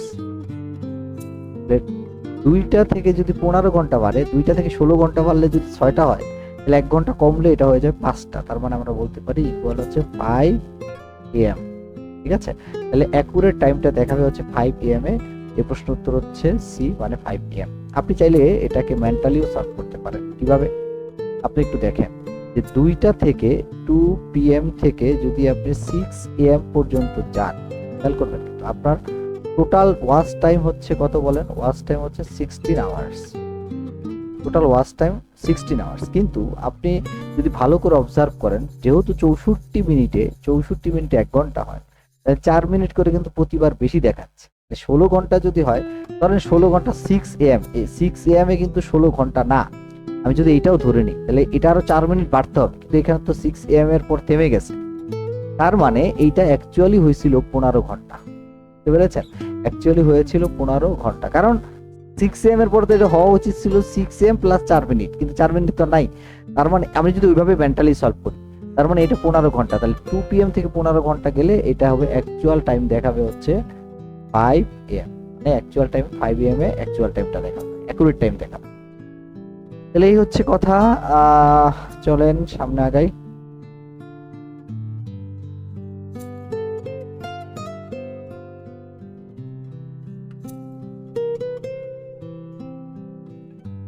পনেরো নম্বর প্রশ্নটা দেখি। 15 নম্বর প্রশ্নে বলা হয়েছে AB is negative and A square plus B square is greater than 0 but less than 140। AB হচ্ছে ঋণাত্মক সংখ্যা এবং A square plus B square 0 থেকে বড় কিন্তু 114 থেকে ছোট। What is the minimum value of AB? AB এর সর্বনিম্ন মান কত? এখানে একটা তথ্য আছে, তথ্যটা হচ্ছে প্রশ্নে বলা হয়েছে AB হচ্ছে নেগেটিভ। AB যদি নেগেটিভ হয়, খেয়াল করবেন এবি দুইটা সংখ্যার গুণফল, তাহলে দুইটা সংখ্যার গুণফল তখনই নেগেটিভ হবে যদি একটা প্লাস আর একটা মাইনাস থাকে। এরপরে আমরা আরেকটা বিষয় দেখব, সেটা হচ্ছে এ প্লাস বি যদি আমরা হোল স্কয়ার করি, তাহলে একটু খেয়াল করেন এর মান আর বি এর মান পজিটিভ নেগেটিভ যেটাই হোক, তাদের যোগ বিয়োগ করলে হয় পজিটিভ হবে অথবা নেগেটিভ হবে।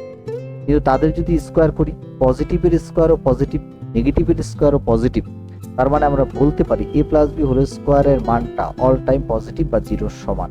এ কারণে এ প্লাস বি হোল স্কোয়ার জিরোর থেকে বড় বা জিরোর সমান হবে, পজিটিভ হবে।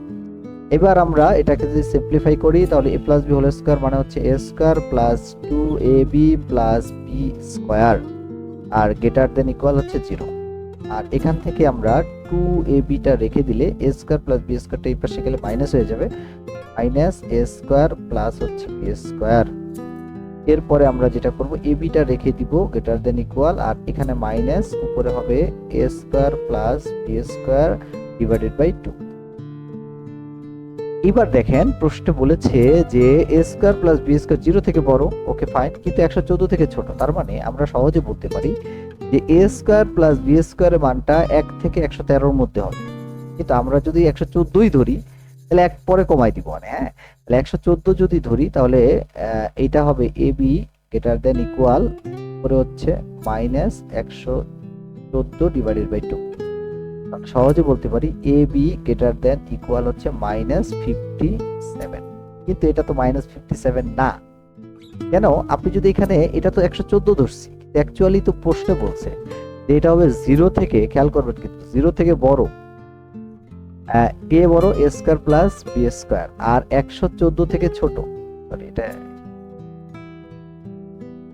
তাহলে 0 থেকে বড় কিন্তু 114 থেকে ছোট, তার মানে এর মানটা হবে 1 থেকে 113। তাহলে এখানে যদি 113 বসাতাম, তাহলে এটা হয়তো কিন্তু খেয়াল করবেন, এটা হয়তো কি 56 পয়েন্ট সামথিং, এরকম 56 পয়েন্ট সামথিং সামথিং। তার মানে আমরা সহজে বলতে পারি এটা অ্যাকচুয়াল 57 না, এটা 56 সামথিং। তাহলে 56 যদি সামথিং হয়, তাহলে এই প্রশ্নের উত্তরটা হবে, প্রশ্ন অপশনে আছে কি 56? হ্যাঁ, তাহলে অ্যান্সার হচ্ছে -56। ওকে, এটা হচ্ছে সবচেয়ে মিনিমাম ভ্যালু। মিনিমাম ভ্যালু মানে এই যে লেস দ্যান, ছোট আছে। ওকে, তাহলে অ্যান্সার হচ্ছে -56। আমরা সবাই একটু দেখবো পরের প্রশ্নটা। এটা জানান তো, এটা বুঝতে পেরেছেন? কমেন্টে জানান। কমেন্টগুলা রিপ্লাই দিচ্ছি না, সময় লাগবে অনেক বেশি, আর যেহেতু পরবর্তীতে ভিডিওটা থাকবে, কাজেই ভিডিও দেখবে, বিরক্ত যাতে না হয়।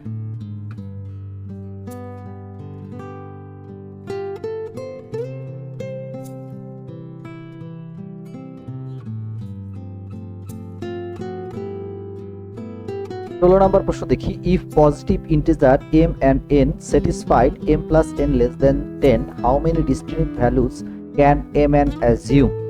প্রশ্নে বলা হয়েছে m ও n ধনাত্মক পূর্ণ সংখ্যার জন্য m plus n less than 10, মানে m plus n হচ্ছে 10 এর থেকে ছোট, তাহলে কতগুলো ভিন্ন ভিন্ন মান পাওয়া যাবে m n এর জন্য? এই হচ্ছে প্রশ্নের কথা। এখানে একটা তথ্য দেখেন, 1 নম্বর তথ্য হচ্ছে m আর হচ্ছে n positive integer. Positive integer মানে হচ্ছে 1 থেকে শুরু করে প্লাস সামনে যা আছে তাই, এগুলো হচ্ছে পজিটিভ ইন্টিজার। তার মানে m এর মানও 1 থেকে শুরু হবে, n এর মানও 1 থেকে শুরু হবে। এটা হলো 1 নম্বর কথা। দ্বিতীয় কথা হলো m প্লাস n এই মানটা 10 থেকে ছোট, তার মানে 10 থেকে যদি ছোট হয় এই দুইটার যোগফল, তাহলে এদের মানটা 100% 2 থেকে শুরু করে 9 পর্যন্ত হবে। প্রশ্ন হচ্ছে 2 থেকে কেন? কারণ m এর মান নির্দিষ্ট, মানে সর্বনিম্ন মান 1, আবার n এর মানও সর্বনিম্ন মান 1, তাহলে এই দুইটা যদি যোগ করি 1 আর 1, তাহলে সর্বনিম্ন মান হয় 2। এই কারণে 2 থেকে শুরু করে 9 পর্যন্ত করতে হবে m প্লাস n এর মানটা। তাহলে এবার দেখেন m প্লাস n এর মান যদি 2 হয়, তাহলে এদের পজিটিভ পেয়ার কি হবে, মানে এদের যোগফলের আর কি। তাহলে একটা হচ্ছে 1 আর একটা হচ্ছে 1। এবার দেখেন এদের গুণফল কি, m ও 1 n ও 1, 1 আর 1 গুণ করলে হয় 1। এবার দেখেন m প্লাস n যদি 3 হয়, তাহলে পজিটিভ পেয়ার হবে কি 1 প্লাস 2, মানে 1 প্লাস 2, 1 আর 2 গুণ করলে হয় 2। m প্লাস n যদি 4 হয়, তাহলে পজিটিভ পেয়ার হবে 1 প্লাস 3, আর এটা হবে 2 প্লাস 2, তাহলে 2 প্লাস 2 মানে 4, তাহলে 1 আর 3 গুণ করলে 3, আর 2 আর 2 গুণ করলে হয় 4। m প্লাস n যদি 5 হয়, তাহলে আমরা এখানে বলতে পারি 1 প্লাস 4, তারপরেরটা হচ্ছে কি 2 প্লাস 3, তাহলে 1 আর 4 5, 2 আর 3 5, তাহলে 1 আর 4 গুণ করলে 4, আর 3 দুগুণে হচ্ছে 6। m প্লাস n যদি 6 হয়, তাহলে আমরা এখানে বলতে পারি 1 প্লাস 5, তারপরে হচ্ছে 2 প্লাস 4, তারপরে হচ্ছে 3 প্লাস 3, তাহলে দেখেন 1 আর 5 গুণ করলে 5, তারপরে হচ্ছে 6 দুগুণে হচ্ছে 4 দুগুণে হচ্ছে 8, আর 3 তিরিকা হচ্ছে 9। m প্লাস n যদি 7 হয়, তাহলে আমরা এখানে বলতে পারি 1 প্লাস 6, তারপরে হচ্ছে 2 প্লাস 5, তারপরে হচ্ছে 3 প্লাস 4, তাহলে 6 আর 1 গুণ করলে 6, 5 দুগুণে 10, 3 চারা 12। m প্লাস n যদি 8 হয়, তাহলে 1 প্লাস 7, তারপরে হচ্ছে 2 প্লাস 6, তারপরে হচ্ছে 3 প্লাস 3 + 5, and লাস্ট ওয়ান হচ্ছে 4 + 4। তাহলে এখানে দেখেন 7 আর 1 গুণ করলে 7, তারপরে 6 দুগুণে 12, তারপরে হচ্ছে 3 × 5 = 15, আর হচ্ছে 4 × 4 = 16। লাস্ট ওয়ান m + n যদি 9 হয়, তাহলে এখানে বলতে পারি 1 প্লাস হচ্ছে 8, তারপরে হচ্ছে 2 + 7, তারপরে হচ্ছে 3 + 6, তারপরে হচ্ছে 4 + 5। তাহলে দেখেন 8 আর 1 গুণ করলে 8, তারপরে 7 দুগুণে হচ্ছে 14, তারপরে 3 6 হলো 18, আর 4 5 হলো 20। তাহলে এগুলো গুণফল, কিন্তু চাইছে কি ডিস্টিংক্ট ভ্যালু। তাহলে ডিস্টিংক্ট ভ্যালু যদি চাই আমরা আলাদা আলাদা করে, তাহলে আমরা এখানে লিখতে পারি distinct value. Distinct value, distinct value কয়টা? প্রথমত হচ্ছে আমরা একটু খেয়াল করেন, এখানে হচ্ছে 1 একটা, সাজায় লিখি, তারপরে 2, তারপরে 3, তারপরে 4, তারপর 5 আছে, হ্যাঁ 5 আছে, তারপরে 6 আছে, তারপরে 7, হ্যাঁ 7 আছে, তারপরে 8 আছে, তারপরে হচ্ছে 9 কি আছে, হ্যাঁ 9 আছে, তারপরে 10 আছে, তারপরে 11 নাই, 12 পরে ডিস্ট্রিক্ট 14 পরে কত আছে, 14 পরে হলো 15 পরে কত, 16 পরে 18 পরে 20। ঠিক আছে, এই কয়টা গুণই আমরা, ইকুয়াল হচ্ছে 1 2 3 4 5 6 7 8 9 10 11 12 13 14 15 16। তাহলে 16 হচ্ছে ডিস্টিংক্ট ভ্যালু। আর এই প্রশ্নের উত্তর হচ্ছে এ, মানে হচ্ছে 16। এই হলো 16 নাম্বার প্রশ্ন। বুঝতে পারছেন কিনা? ঠিক আছে, একটু শেয়ার করে দিয়েন, লাইভটা শেয়ার করে রেখে দিয়েন, থাকবে না, বারবার দেখতে পারবেন। পরের প্রশ্ন দেখি।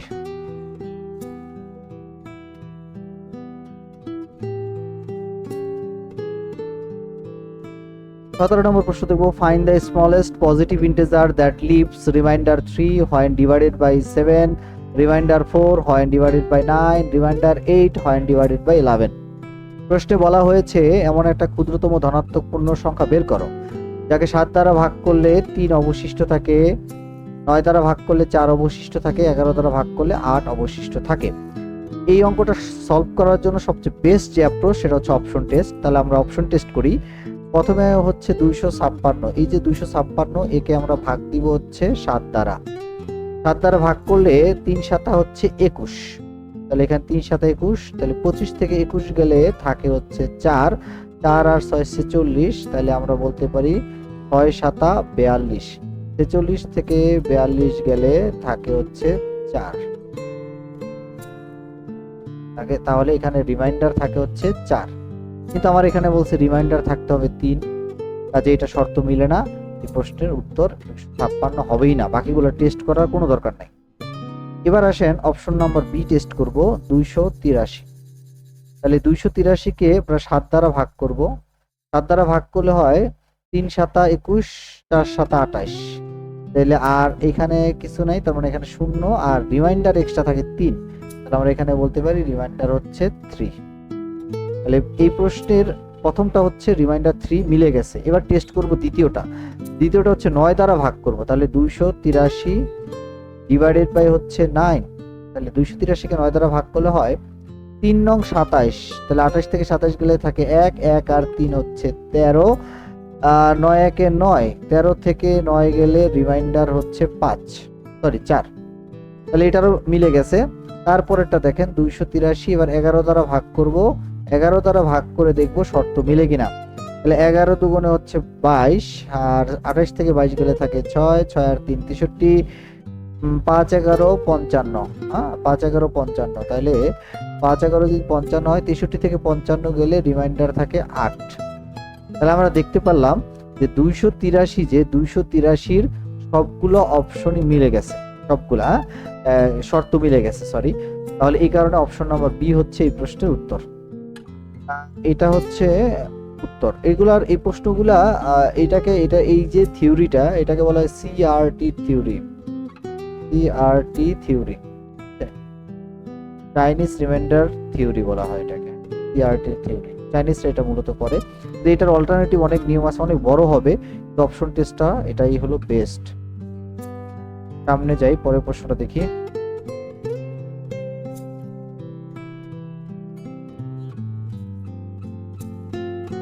আঠারো নম্বর প্রশ্নটা দেখি, এ circular gardens diameter has in points at coordinate 2 3 and 8 11, find it's area in terms of পাই। প্রশ্নে বলেছে যে একটি বৃত্তাকার বাগানের ব্যাসের দুই প্রান্ত বিন্দু হলো 2 3 এবং 8 11। পায়ের মাধ্যমে এই বাগানের ক্ষেত্রফল কত? প্রশ্নটা এসেছে হলো কোঅর্ডিনেট জিওমেট্রি থেকে। কাজে আমরা একটা কাজ করব, এখানে আমরা কোঅর্ডিনেট জিওমেট্রি একটা চিত্র আঁকবো, ঠিক আছে? তাহলে এখান থেকে কোঅর্ডিনেট জিওমেট্রি একটা চিত্র আঁকি। তাহলে এটা 0, এটা হচ্ছে এক্স অক্ষ, এটা হচ্ছে ওয়াই অক্ষ। তাহলে এক্স অক্ষের এখানে 1 2 3 4 5 এভাবে করে চলতে থাকবে, যাবে। আর ওয়াই অক্ষ ঠিক সেম 1 2 3 4 5 এভাবে করে চলতে থাকবে। ওকে, এবার একটা বৃত্ত আঁকবো আমরা। হ্যাঁ, এখান থেকে ঠিক একটা সেম বৃত্ত আঁকি। এই যে বৃত্ত, এই বৃত্তের এটা হচ্ছে কেন্দ্র। এই বৃত্তের দুইটা প্রান্ত বিন্দু আছে, একটা হচ্ছে 2 আর একটা হচ্ছে 3। তাহলে আমরা এখান থেকে ধরি, সেই বিন্দুটা এখানে আছে, এই হচ্ছে এখান থেকে যোগ করে দিব, আর এই পাশেও যোগ করে দিব। এই যে বিন্দুটা, এই বিন্দুটাকে আমরা বলবো হচ্ছে 2, হচ্ছে 3। ওকে, আরেকটা বিন্দু হচ্ছে 8 11। তাহলে এখানে ধরেন সেটা, এই যে এটা হচ্ছে এখানে বিন্দুটা, যোগ করে দিই, এখান থেকে এটা যোগ, আর এখান থেকে ঠিক সেম এটা যোগ করে দিব। তাহলে এটা হচ্ছে 2, এটা 3, আর এটা হচ্ছে 8, এটা হচ্ছে 11।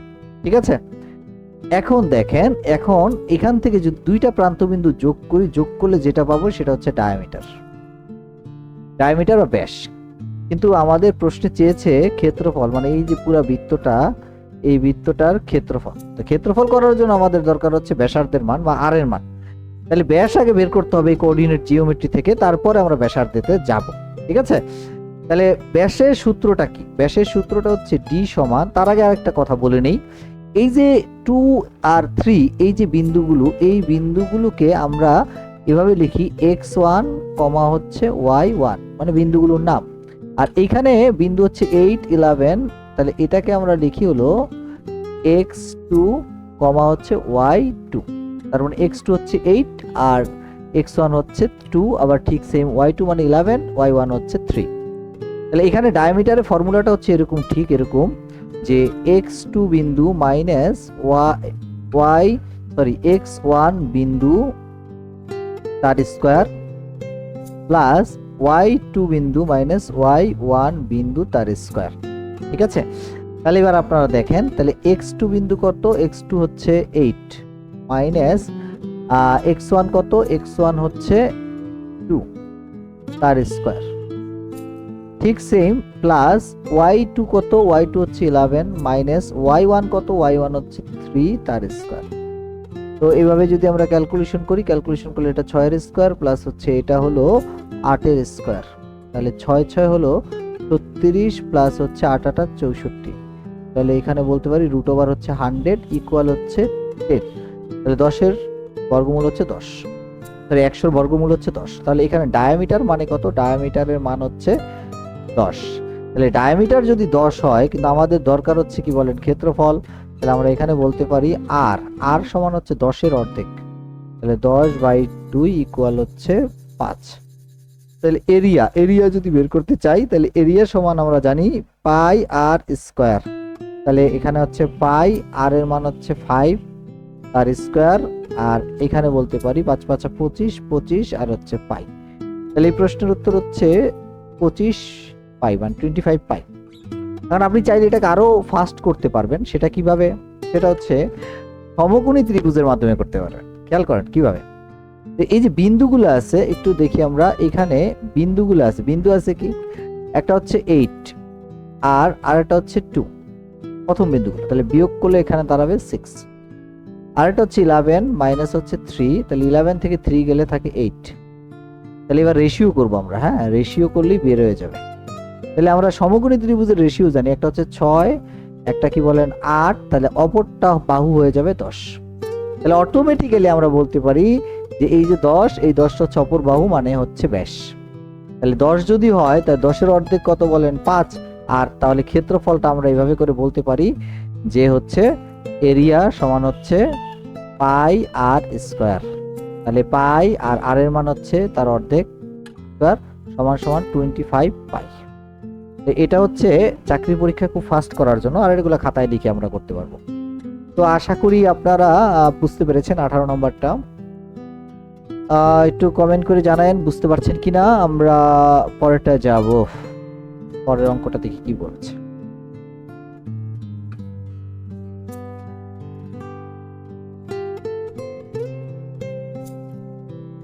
Okay, Nasrin and Farid can finish a project in 12 and 18 days. Nasrin এবং ফরিদ একটা প্রজেক্টের কাজ 12 এবং 18 দিনে শেষ করতে পারে। They work together for 4 days, then Nasrin leaves. তারা একত্রে 4 দিন কাজ করার পর নাসরিন চলে যায়। How many more days does Farid need? ফরিদের কাজটি শেষ করতে আরো কতদিন সময় লাগবে, এই হচ্ছে প্রশ্ন।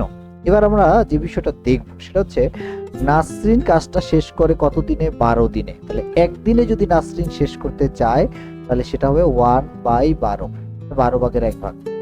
ফরিদ কাজটা শেষ করে কত দিনে, 18 দিনে। তাহলে একদিনে যদি ফরিদ কাজটা শেষ করতে চায় তাহলে এটা হবে 1/18। তারা দুইজনে যদি একত্রে একদিনে করে তাহলে এটা যোগ হয়ে যাবে, কিন্তু তার প্রশ্নে বলছে তারা কি করে, 4 দিন করে। তাহলে আমরা এখানে লিখতে পারি 4 days work together Nasrin and Farid. তাহলে ইকুয়াল হবে কি, 4 দ্বারা গুণ করলেই হয়ে যাবে, কারণ একদিনের কাজ এটা, আর ইনটু হচ্ছে 4 দিনের কাজ। তাহলে এখান থেকে দেখেন আমরা যদি করি তাহলে 4 আর 12 আর 18 লসাগু হচ্ছে 36। 12 দ্বারা 36 কে ভাগ করলে হয় 3, উপরে হচ্ছে 3 প্লাস 18 দ্বারা ভাগ করলে হয় 2, উপর 2 আর গুণ করলে 2। তারপরে আমরা এখানে বলতে পারি হচ্ছে 4 ইনটু 3 আর 2 হচ্ছে 5, আর নিচে হচ্ছে 36। 4 দ্বারা 36 কে ভাগ করলে হয় 9, তাহলে উপরে হচ্ছে 5/9 পার্ট। এই যে 5/9 অংশ, এটা করে কয় দিনে, এটা করে হচ্ছে 4 দিনে, খেয়াল করবেন কিন্তু। তাহলে রিমেইনিং যে অংশটা, রিমেইনিং পার্ট কি থাকবে, তাহলে রিমেইনিং পার্ট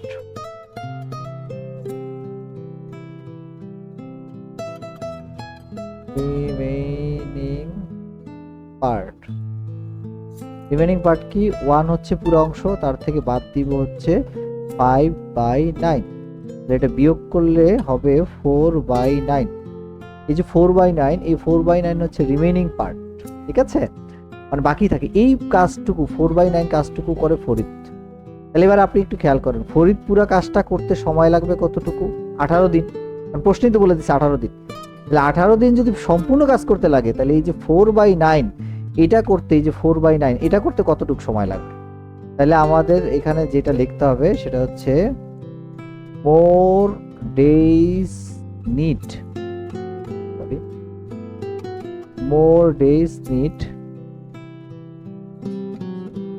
সমান হচ্ছে 18 ইন্টু হচ্ছে কত, 4/9। তাহলে 9 দ্বারা যদি ভাগ করি, 9 দুগুণে 18, 4 দুগুণে কত বলেন, 8 days। তাহলে এই প্রশ্নের উত্তর হচ্ছে বি, মানে হচ্ছে 8 days। ঠিক আছে, তো আশা করি আপনারা পারবেন। আমাদের একদম শেষ দিকে আছি, খুবই সহজ। হ্যাঁ, অঙ্কটা একটু দেখলে, বারবার রিপিটেডলি দেখেন তাহলে পারবেন। ভিডিওটা পজ দিয়ে দেখলেই পারবেন। আমি অনেক বড় অঙ্কটাকে ছোট করে দিছি যাতে আপনাদের কঠিন না লাগে। আমরা ম্যাথমেটিক্যাল রিজনিং এর একদম শেষ অঙ্কের মধ্যে আছি, তো এটা দিয়ে আমাদের আজকের এইটা শেষ হবে। আপনারা লাস্ট বারের মতো আপনারা যারা আছেন তারা একটু কমেন্ট করবেন, বুঝতে পারছেন কিনা একটু জানাবেন। কমেন্ট করলে আপনাদের কমেন্ট দেখলেও ভালো লাগে। আর হচ্ছে একটু শেয়ার করে দিবেন লাইভটা, অবশ্যই একটু শেয়ার করে দিবেন। হ্যাঁ, 20 নম্বর প্রশ্নটা দেখবো। In a factory will drop 10% of each stage, cutting, sewing, finishing. একটা ফ্যাক্টরিতে কাটিং, সুইং, ফিনিশিং এর 3টি ধাপে 10% করে যদি কমে যায় বা অপচয় হয়, two sheep 729 flawless shirt, how many starting material in shirt are needed. যে 729টি যদি ত্রুটিহীন শার্ট তৈরি করা হয় বা শিপ করা হয় বা বিক্রি করা হয়, তাহলে শুরুতে কতগুলো শার্ট প্রয়োজন ছিল বা তৈরি হয়েছিল। আচ্ছা, এই হলো প্রশ্ন। তাহলে আমরা এখানে যে কাজটা করব, আমরা ধরে নিই late starting materials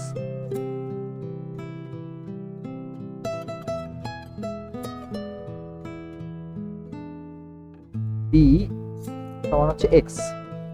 according to the question, একটু খেয়াল করেন 10% যদি প্রথম স্টেজ কি কাটিং, তাহলে কাটিং এ যদি টোটাল 100% থাকে, তাহলে 10% যদি কমে যায় তাহলে আমাদের থাকবে কত? 90%। ওকে, এরপরে দেখেন সুইংও 10% কমে গেলে এখানেও থাকবে 90%। তারপরে ফিনিশিংও 10% কমে যাবে, এখানেও থাকবে টোটালের উপর 90%। আর ইনটু হচ্ছে এক্স, মানে এক্স এর উপর 90%। এখন এইগুলো সবগুলো 90% করতে করতে শিপ করবে যে 729টি শার্ট। হ্যাঁ, শিপ করবে বা তৈরি করবে, যাই বলি না কেন, 729টি শার্ট। এখন এক্স এর ভ্যালুটা কত এটা বের করবো। তাহলে আমরা জানি 90% মানে হচ্ছে 9/10, আবার এই 90% মানে 9/10, এই 90% মানে হচ্ছে 9/10, আর একটু হচ্ছে এক্স, আর এখানে বলতে পারি 729। তাহলে এক্সটা যদি রেখে দেই, এক্সটা রেখে দিলে উপরে হচ্ছে 729, আর নিচে 10 10 10, তিনটা 10 গুণ দিলে হয়ে যাবে 1000, উপরে গুণ হয়ে যাবে আর কি, নিচেরটা উপরে গুণ হয়ে যাবে। আর 9 9 9, তিনটা 9 গুণ দিলে হবে 729। 729 729 কাটাকাটি, তাহলে এখানে হচ্ছে 1000, 1000 হচ্ছে এই প্রশ্নের উত্তর।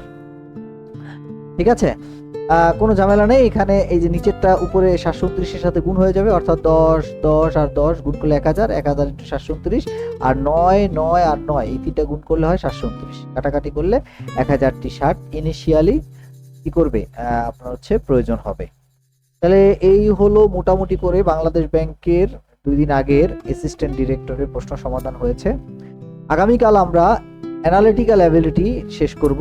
এখানেও প্রায় 20টার মতো অঙ্ক আসছে, মানে এবারের প্রশ্নে আপনার হচ্ছে অলমোস্ট 40টা আপনার হচ্ছে ম্যাথ আর অ্যানালিটিক্যাল অ্যাবিলিটি আসছে। তো আমরা কালকে ইনশাআল্লাহ এগুলো সলভ করার চেষ্টা করব। সকলে ভালো থাকেন, আপনারা কমেন্টগুলো আমি দেখবো, পরে রিপ্লাই দিয়ে দিব আপনাদের সকলের। তো আসসালামু আলাইকুম।